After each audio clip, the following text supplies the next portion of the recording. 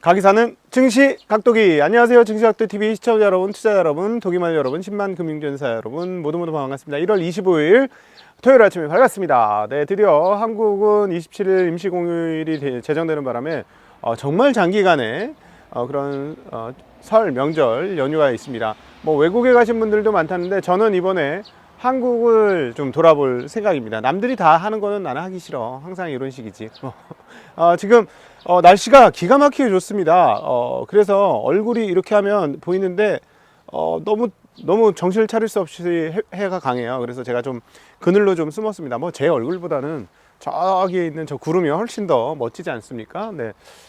날씨가 너무 좋았고요. 어제 저녁에 저 서준식 교수님하고 대담을 끝내고 이제 집으로 돌아왔는데 저녁에 하늘을 보니까 별이 기가 막힌 거예요. 1년에 몇 번 보이는 정도 수준으로 맑고 많은 별들이 보이는 은하수도 살짝 보입니다. 저희 동네는 자세히 보면, 눈이 좋아서 자세히 보고 있으면 이게 은하수 가는 길이네 하는 게 보입니다.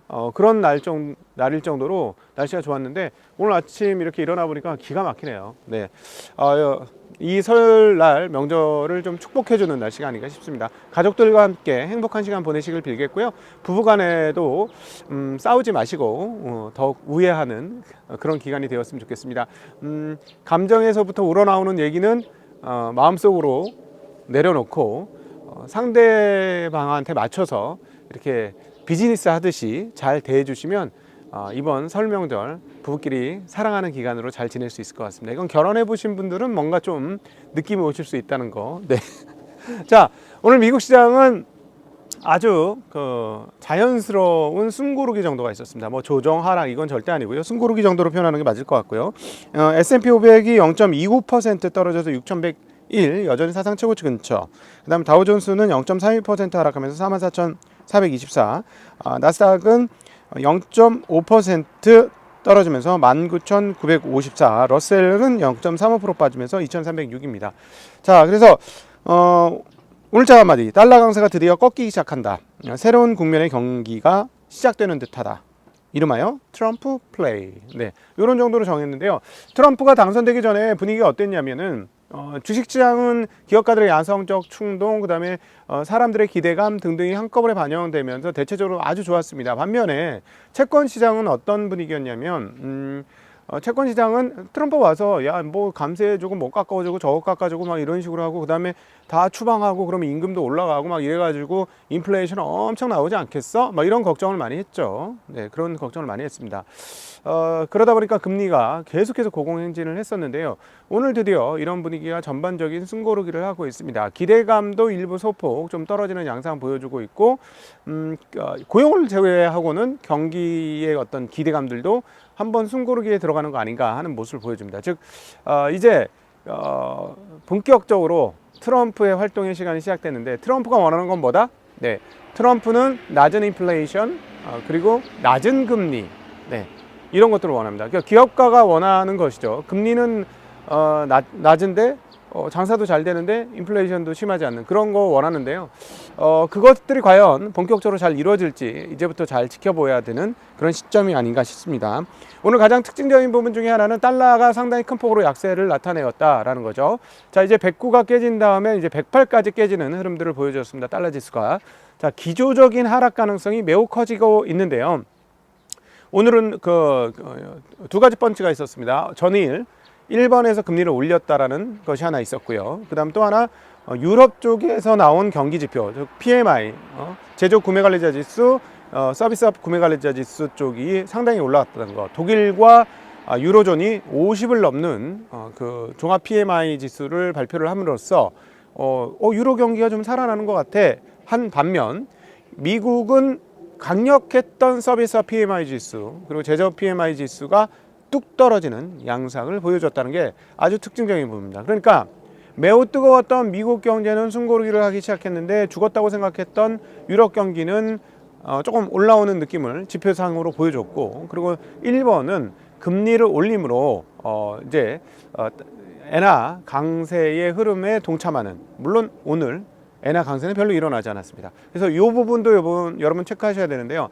회색 코뿔소다라는 말씀을 드렸던 기억이 나는데, 엔화가 더 이상 이제 이런 식으로 강세로 접어들지 않으면 이 부분은 시장에 지난 작년도에 있었던 그런 블랙 먼데이의 악몽 같은 그런 흐름으로 진도가 나가지는 않을 것 같다라고 정리해 볼 수 있을 것 같습니다. 자, 그래서 굉장히 조심하고 있다는 게 보입니다. 엔화가 전혀 밑으로 빠지질, 환율이 빠지질, 즉 엔화 강세가 나타나지 않는 모습도 금리를 올렸음에도 불구하고 이런 모습 참 독특하다. 반면에 미국, 일본의 10년물 국채금리, 30년물 국채금리는 옆으로 횡보하다 살짝 고개를 쳐들면서 금리가 올라가는 양상을 보여주고 있습니다. 그도 그럴 것이 전일 발표됐던 일본의 소비자 물가지수가 어떻게 나왔냐면 근원 소비자 물가가 전년 대비 3.0%예요. 지난달에 2.7% 미쳤죠. 그 다음에 그냥 일반 소비자 물가는 3.6% 나왔습니다. 와, 그리고 전월치 소비자 물가는 0.6%예요. 그러니까 산술적으로 그렇게 계산은 안 되겠습니다만 말도 안 되는 거지만 이렇게 0.6%씩 전월 대비 빵빵빵빵 튀면 뭐 연한산으로 따지면 한 5, 6% 나올 수도 있다는 얘기 아니겠어요?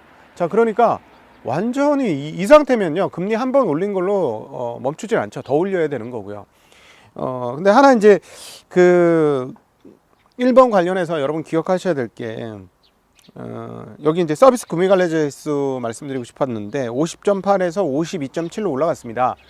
서비스 구매 관리자 지수 높아져서 일본 애들이 이제 임금까지 올려주면서 이런 서비스업 활성화가 이루어지게 되면 일본 부활의 기치를 올리는 거일 수 있습니다. 이건 진짜예요. 왜냐하면 그렇게 임금 올려줘라, 춘투가 중요하다 막 맨날 얘기하는데 지난 1년간 우리가 지켜봤지만 하나도 안 올랐어요. 근데 만약에 임금까지 올려주면 일본 경제는 상당히 살아날 수 있다. 이 부분에 대해서는 이번 그 명절 끝나고 나서 아마 주말쯤이나 그때쯤 명절 끝날 때나 뭐 이때쯤 나가게 될 서준식 교수님과 함께하는 월간 서준식 얘기에서 여러분 참고하시면 좋을 것 같습니다. 월간 그 이번에 서준식 교수님께서 미국 갔다 오셨는데요. 미국에서 직접 여러 가지를 체험하고 오셨어요. 그래서 물가와 임금과 그다음 또 집값에 얽혀진 경기에 대한 그 나름 독특한 분석 이런 것들에 대한 실전적인 이야기를 하시는데요. 굉장히 도움이 많이 될 것 같습니다. 저는 굉장히 많이 도움이 되었고요. 지금 일본이 임금까지 올라가게 되면 일본 경기는 완전히 살아날 수도 있다라는 점. 그렇게 되면 뭐 한국은 뭐 계속 지금 어려운데 경쟁 국가 하나가 되게 활성화되는 거니까 좀 그렇긴 합니다만 어쨌든 그럴 수 있다라는 거 감안하셨으면 좋겠고요. 자, 유로존은 그 종합 그 구매 관리자 지수가 40대, 49 막 이렇게 나왔던 게 50으로 넘었고요. 그 서비스업 구매 관리자 지수보다도 제조업 구매 관리자 지수가 전월 대비 조금 더 상승하면서 종합 구매 관리자 지수를 올렸다라는 게 좀 특징적인 부분이 되겠습니다. 반면에 이제 미국 같은 경우는 기대 인플레이션은 그대로 유지가 된 반면에 소비자 기대 지수 쪽은 조금씩 꺾이는 모습 보여줍니다. 미시건대 소비자 기대 지수, 심리 지수, 평가 지수 모두 소폭 하락하는 양상을 보여줬고요. 소비자 기대 지수는 73에서 69까지 빠져서 조금 많이 빠지는 흐름들도 보여주었습니다. 자, 미국에 있는 사람들이 이제 트럼프 당선되는 과정에서 굉장히 기대감이 높았었는데, 자, 여기서 이제 숨고르기가 조금 나타나고 있다라는 점. 반면에 이제 인플레이션 기대치는 여전히 3%대를 넘어서 3.3을 기록을 하고 있고, 5년도 3%를 넘는 3.2를 기록하고 있어서 인플레이션은 유지되는데 그동안의 기대감들은 소폭 숨고르기를 하고 있다라고 말씀드릴 수 있겠습니다. 가장 중요한 포인트죠. 오늘 금융시장에서 가장 중요한 포인트는 달러가 약세가 됐다는 거예요. 108.14에서 무려 107.45까지 빠졌습니다. 앞서 말씀드렸던 유로화 강세 요인이 있었기 때문이고 엔화도 강세 요인이 있었기 때문이긴 한데 뭐 엔화 강세는 크지 않아요. 여전히 뭐 156엔 근처에서 놀고 있으니까 엔화 강세는 크지 않습니다. 원화 강세 나타났습니다. 1435원에서 1429원으로 나타나면서 원화 강세가 상당히 나타났고 유로화가 어제는 가장 강력한 강세였고 아시다시피 유로가 그 달러 지수를 만드는데 가장 큰 몫을 차지하고 있기 때문에 달러 지수도 유로 강세와 더불어서 상당히 큰 폭으로 달러 약세도 크게 이루어졌다라고 정리해서 말씀드릴 수 있을 것 같아요. 엔은 움직이지 않고 원은 강세로 갔기 때문에 엔원 환율은 100엔당 916원으로 떨어지는 거 확인할 수 있습니다. 자, 그리고 이렇게 경기지표가 좀 떨어지자 금리가 드디어 떨어지기 시작해요.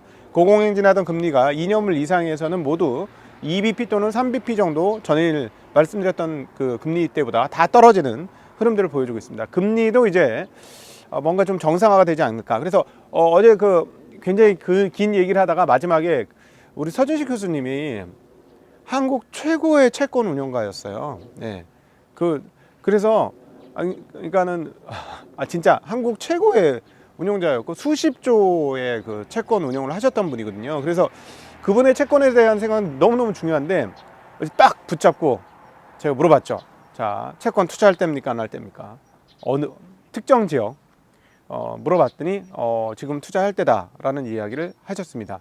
궁금하신 분은 놓치지 마시고 서지식 교수님과의 대담을 꼭 살펴보시고, 요거는 제일 마지막에 나올 거예요. 아마 한 3부 편성될 텐데 마지막 3부에 실전 채권 투자 이야기가 나옵니다. 채권 얘기는 그나마 좀 편하게 얘기했어요. 주식 얘기는 저희가 함부로 했다가는 뭐 잡혀갈 수 있으니까 주식 얘기는 못해도 채권 얘기는 설마 잡아가겠어 이러면서 했으니까 참고하시면 매우 큰 도움이 되실 거라고 믿습니다. 자, 네. 그리고 오늘 여러 가지 코멘트들이 있었는데 가장 눈에 띄는 코멘트 하나가 있습니다. 어떤 코멘트냐면 AI에 대한 마크 저커버그 페이스북의 대표인 마크 저커버그의 발언이 있습니다. 와, 이거 보면서 진짜 장난 아니다. 간단하게 말씀드릴게요. 캐펙스 규모가 가장 중요하지 않겠습니까? 한국 사람들 입장에서는 24년도에 380억에서 400억 달러 지금 투자를 했거든요. 근데 이걸 600억에서 650억 달러 하겠답니다. 이게 무슨 말이냐면 적어도 50% 또는 70% 돈을 더 쓰겠다는 얘기예요. 와. 그러면서 마크 저커버는 2025년은 AI의 결정되는 해가 될 것입니다. 저는 메타 AI가 10억 명 이상의 사람들에게 서비스를 제공하며 선도적인 AI 어시스턴트로 자리 잡을 것으로 기대합니다. 리마4는 최첨단 모델로 부상할 것이며 우리는 AI 엔지니어를 구축하여 R&D 노력에 점점 더 많은 코드를 기여하도록 할 것입니다 하면서, 와, 2기가와트 이상의 데이터 센터 건립, 그 다음 130만 개 이상의 GPU를 보유하게 될 것이다. 우와, 진짜 완전히 이쪽 친구들이 완전히 미쳤습니다. 자, 그래서 이제 반도체 주식은 이런 소식에도 불구하고 그동안에 많이 올라서 숨고기를 좀 했고요. 숨고르게 할 수 있는 상황인데 이게 700조 얘기가 나오고 이런 식의 얘기가 나오니 25년뿐만 아니라 이렇게 되면 26년도 상반기까지도 AI 관련된 반도체 지출 흐름들은 줄지 않을 것 같다라는 생각도 더불어 해보게 됩니다. 자, 여러분, 사랑하는 여러분, 함께 해주셔서 항상 감사하고요. 25년도는 멋진 한 해가 되었으면 좋겠습니다. 자, 원화가 강세가 되기 시작합니다. 한국 시장 기대해 보시죠. 자, 마지막 맞춤 단추만 끼워주면 됩니다. 상법 개정되면 여러분, 이것도 선질 교수님하고 대담을 했는데, 선질 교수님은 한국의 주식시장이 개장된 게 첫 번째 자본시장의 대혁명, 두 번째는 외국인들한테 지분이 개방된 것, 자본 자유화된 게 두 번째, 상법 개정되면 그게 세 번째, 그 정도로 강력한 요소다라고 얘기를 하셨어요. 네, 그냥 미국 같은 장이 펼쳐질 수 있다, 이렇게 정리 한번 해볼 수 있을 것 같습니다. 자, 행복한 설 명절 되시길 빌겠고요. 저는 인사드리도록 하겠습니다. 혹시 알람 같은 거 설정해 놓으시면 제가 한번 라이브를 할까 말까, 여러분 보여주고 싶은 멋진 이런 이렇게 멋진 광경 같은 게 있으면 한번 보여줄까 말까 고민 좀 해보도록 하겠습니다. 자, 알람 설정 한번 해주시고요. 자, 행복한 설 명절 되시길 빌겠습니다. 안녕.